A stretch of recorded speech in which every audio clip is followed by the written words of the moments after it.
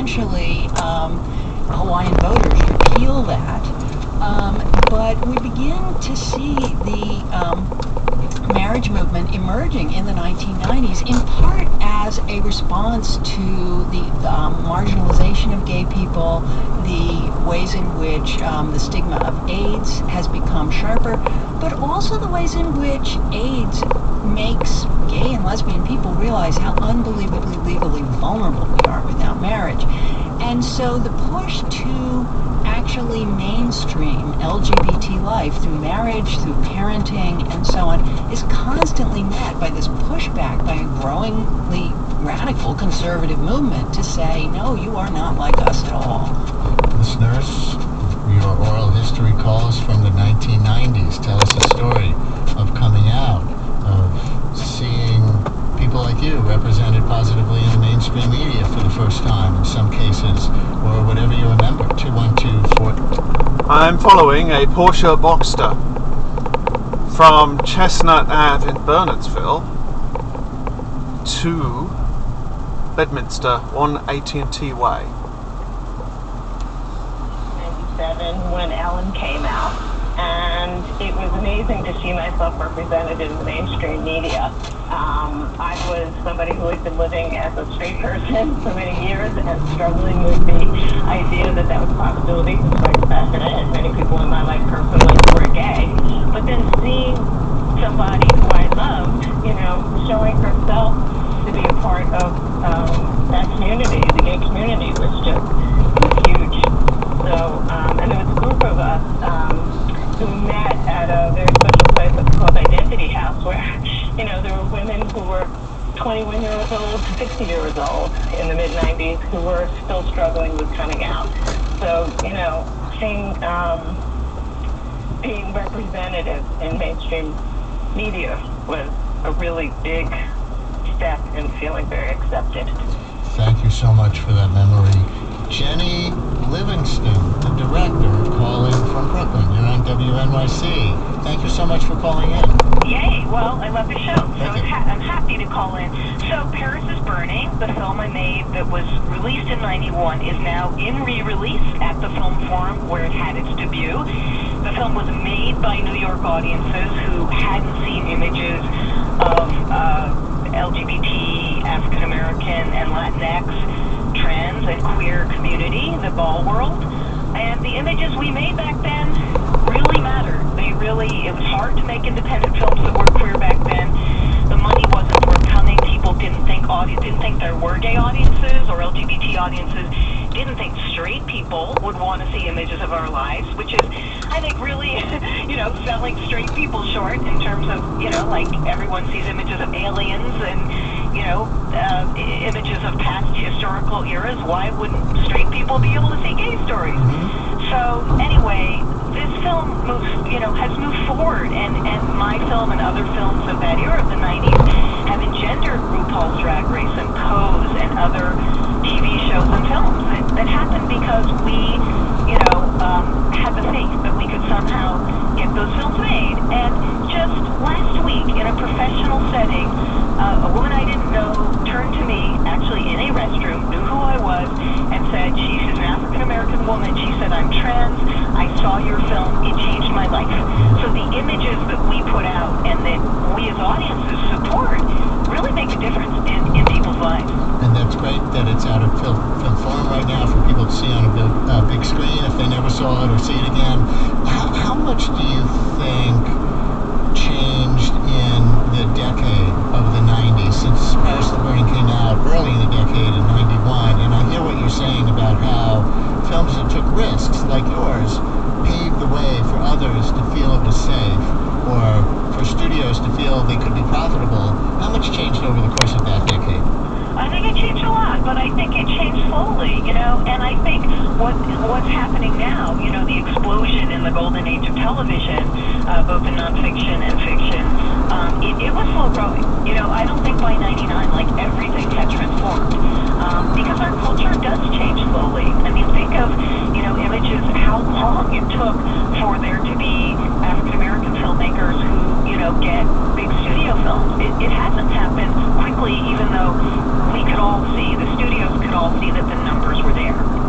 Jenny, thanks so much for calling in. We Thanks really for your appreciate show. I it. love it so much. Thank you so much. Okay. Patricia in Queens, Patricia, am I saying it right? In Queens, you're on WNYC. Hi. Hi. Hi, can you hear me? I can hear you fine. You have a 1990s story? Yes, I do. In the late 1990s, I was still am in New York, and I was I was in the country for about 3 years. I was in my late teens. Started college. I came out as bi at that time.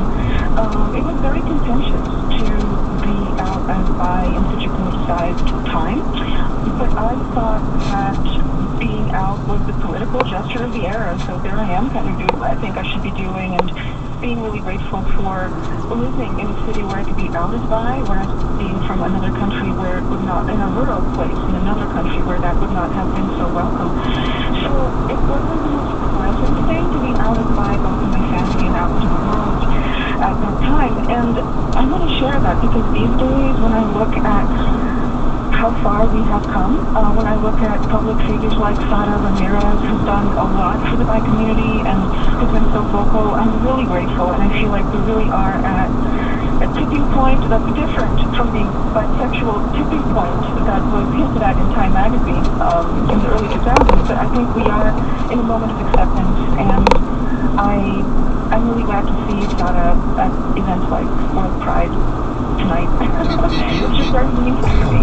Yeah, that's great. Did you experience any of what some people call biphobia, meaning as a bisexual person, you got it from both straight people and from, gays and lesbians who are not bi? Absolutely. I think that is not a theory. That is this is an actual thing that we live every day. Patricia, thank you so much for calling in. I really appreciate it. And historian Claire Potter from the New School, what were you thinking as you heard that set of calls? Oh, I was thinking a bunch of things. I think about bisexuality. One of the problems that bisexual women certainly face. We are now in I think it's a borough of Far Hills. Although, there's not a lot here to show for it, but we're technically inside the boundary of Far Hills right now. Every single square foot of New Jersey territory falls inside a township or a borough or a city or something. So there is no unincorporated land or county land in New Jersey. And the notion that bisexual men were somehow responsible for AIDS to the wider population, which we know is not true, but the stigma against gay men and the lower visibility of people who got AIDS for other reasons meant that bisexuality was seen as this sort of patient zero model of spreading AIDS into the general population. I would also say that as the move toward marriage emerged in the 1990s, you see two things happening with bisexuality. One is people who are interested in gay marriage don't know where. On the right hand side, as the sign says, is the Far Hills railway station. All very nice. To be very fluid in their sexual identity is the emergence of the notion of being queer. And that queerness meant not being normal, but not necessarily taking on a particular identity and allowing yourself to be open to whatever relationships came your way. And so we see the progression from the big National March on Washington in 1979, which was called the National March on Washington for Lesbian and Gay Rights, that by 1993, when there was another big march called the March on Washington for Lesbian, Gay, and Bi Equal Rights and Liberation, no trans or queer yet, Entering the township of Bedminster, which of course means that we've left Far Hills.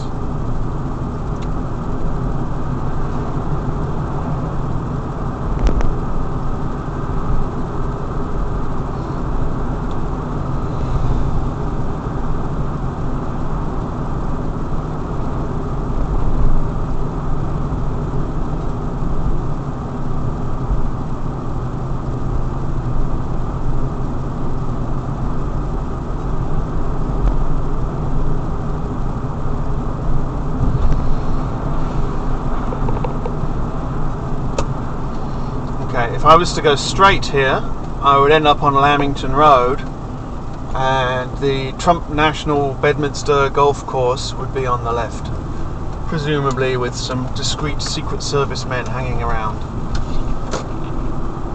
But I didn't go straight, I went left at that light to come south down to 202, 206 Spaghetti Land.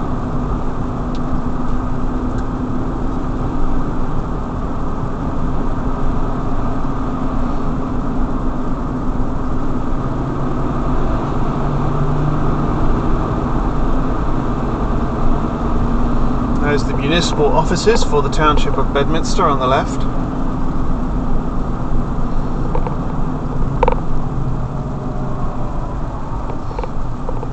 There is our Porsche Boxster that we're following.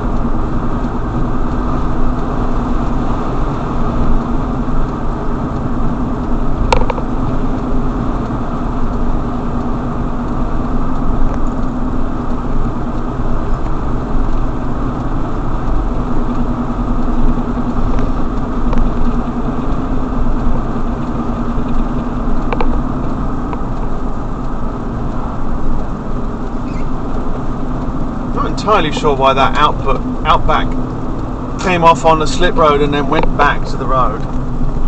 Seemed very sensible.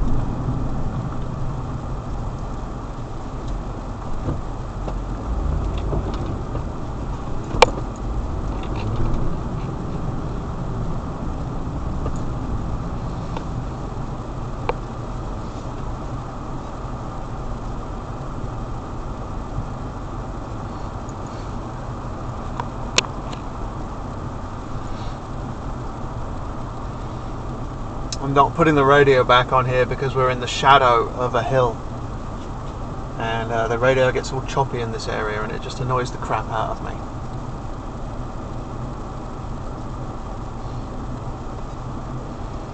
If only I could market that as some form of laxative.